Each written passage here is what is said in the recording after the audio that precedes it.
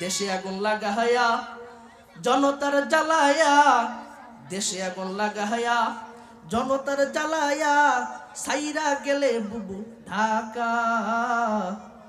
গণভবনটা এখন ফাঁকা, ঠিক না? গণভবনটা এখন ফাঁকা।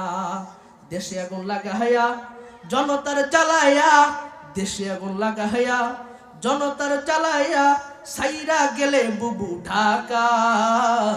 গণভবনটা এখন ফাঁকা, গণভবনটা এখন ফাঁকা।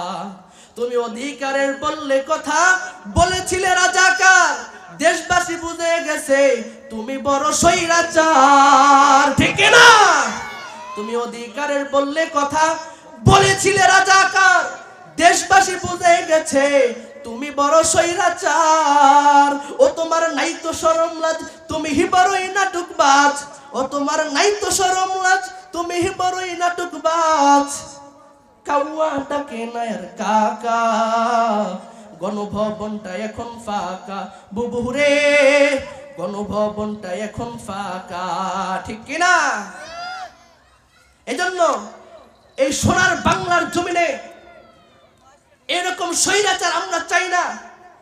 বাংলার জমিনে যদি উলামায়ে কেরাম রাজত্ব করে, তাহলে বাংলার জমিনে অর্থনীতি কখনো খারাপ হবে না।